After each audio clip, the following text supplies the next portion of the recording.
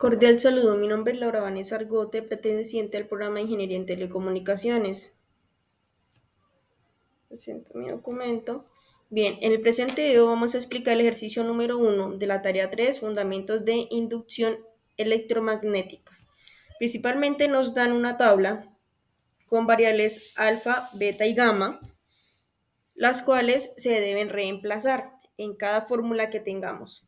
Seguidamente tenemos una parte teórica donde nos dan un enunciado para según utilizar una fórmula específica. Nos dan la segunda tabla donde nos dan el nombre de la variable física física en los términos de alfa, beta y gamma, y luego posteriormente son los valores reemplazados con la tabla número 1. Cabe resaltar que estos términos, tanto la tabla 1 como la tabla 2, son fundamentales para responder cada pregunta o cada literal. Literal 1 nos dice, calcula el flujo magnético haciendo uso del editor de ecuaciones entre el campo magnético, vector B, y el área de una única espira, vector A, para el ángulo según corresponda. Luego determine el flujo total para n espiras, ¿correcto? Entonces primero vamos a buscar o vamos a calcular el radio. Efectivamente nos da nuestra fórmula, reemplazamos y tenemos un radio de 5.77 metros. Vamos a calcular el área de la espira. Nos dan la fórmula, reemplazamos y nos da un valor de 103.73 metros cuadrados. Posteriormente vamos a calcular el campo magnético. Efectivamente tenemos un vector y finalmente tenemos vector B es igual a 14i menos 7j menos 1kt. ¿Correcto? Ahora vamos a calcular el ángulo. Efectivamente tenemos nuestra fórmula, reemplazamos, calculamos y tenemos el ángulo de 55 grados. Ahora vamos a calcular la frecuencia. Del mismo modo vamos a reemplazar, calculamos y nos da 3060 Hz.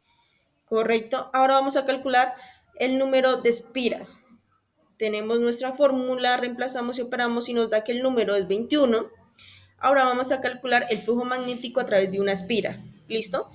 Como anteriormente indicamos, tenemos nuestra fórmula donde B es igual a 15.7, A es igual a 100.3.73 metros cuadrados y el ángulo es 55, pero estamos buscando el coseno del ángulo, donde nos da que es 0.505736. ¿Listo? Ahora sustituimos los valores obtenidos en la fórmula original, obteniendo 939.46 WB, ¿correcto?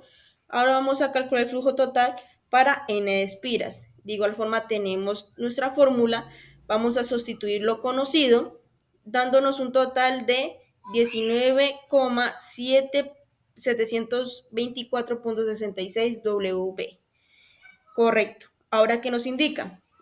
Ahora considere que el campo magnético cambia con el tiempo. Nos dan nuevamente una fórmula.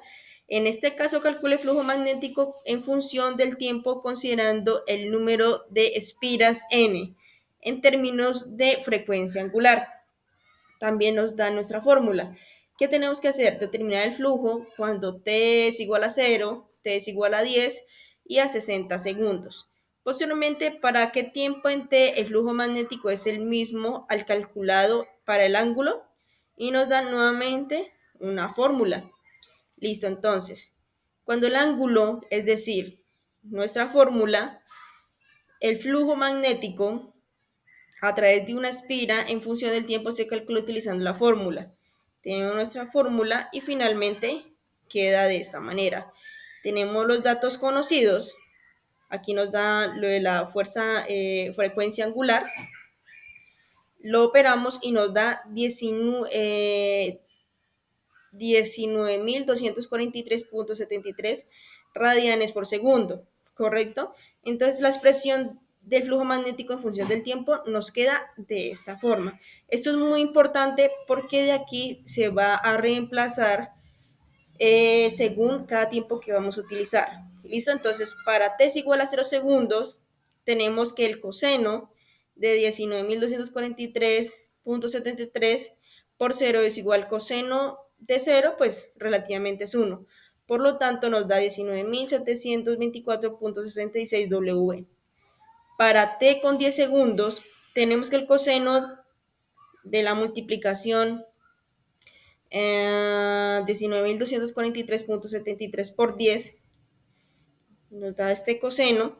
Entonces, usamos una calculadora de ángulos obteniendo un valor del coseno.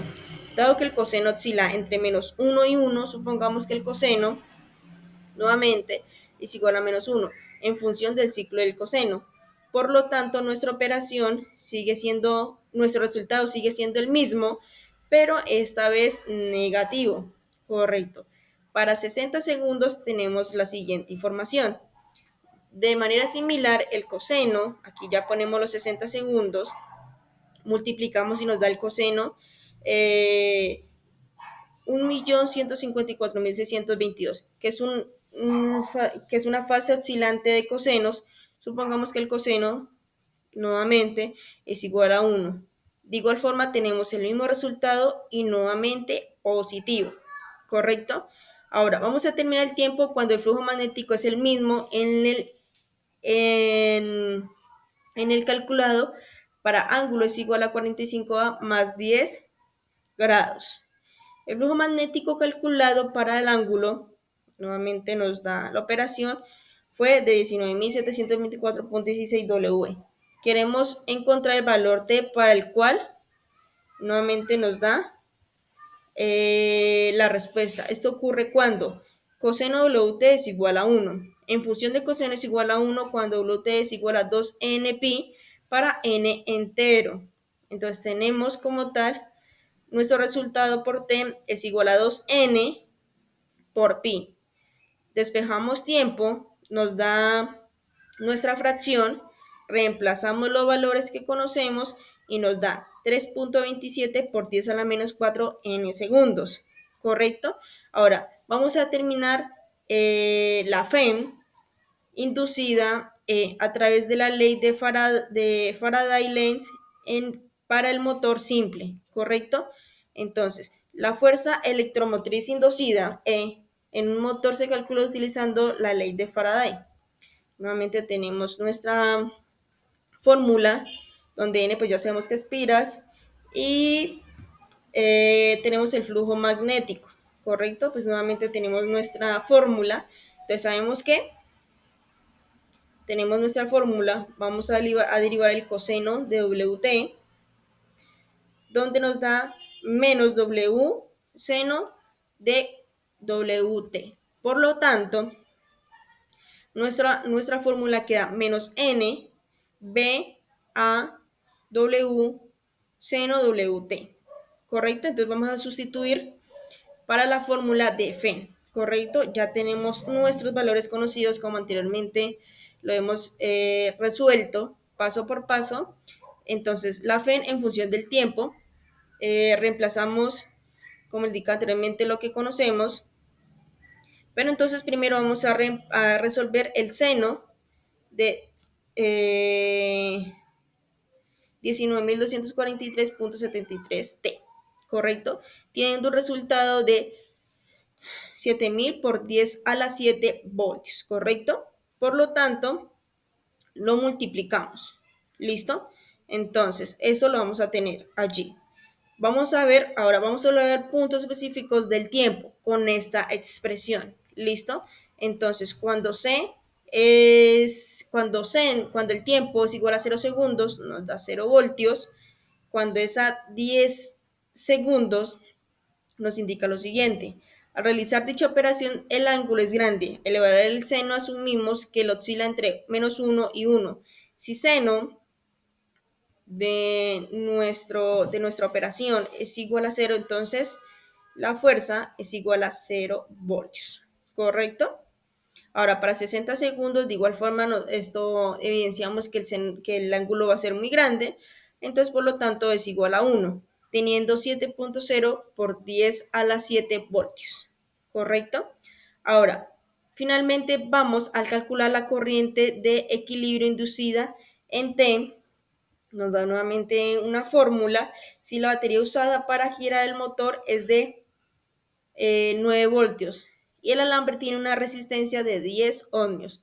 Nuevamente nos dan nuestra operación y nos dice que apliquemos la ley de Ohm para obtener el valor de la corriente. Entonces, vamos a obtener la ley de Ohm y vamos a definir el voltaje, ¿correcto? La corriente inducida y se relaciona con el voltaje inducido y la resistencia del circuito por la ley de Ohm. Tenemos nuestra fórmula donde pues R son 100 ohmios y pues básicamente despejamos para el voltaje inducido. La expresión de E de la FEN inducida en tiempos de nos da nuestra expresión. Nuevamente tenemos nuestra fórmula, tenemos nuestros datos conocidos y vamos a el coeficiente como tal, que es nuevamente lo reemplazado anteriormente. Sustituimos T para nuestra fórmula, que es T es igual a 10 más A, que nos da 11 segundos. Para nuestros 11 segundos, el ángulo sigue siendo demasiado grande, por lo tanto, el seno de nuestra multiplicación es 0,5. Finalmente multiplicamos 7.0 por 10 a la 7 por 0,5, dándonos un resultado de 7.5 por 10 a la 7 voltios, ¿correcto? Ahora vamos a calcular el voltaje inducido. Como ya anteriormente hemos despejado el voltaje inducido, nos da menos 3.5 por 10 a la 7 voltios. Y ahora finalmente vamos a calcular la corriente inducida. Ya tenemos la fórmula, reemplazamos los valores que ya conocemos y efectivamente nos da menos 3.5 por 10 a la 5 amperios, ¿correcto?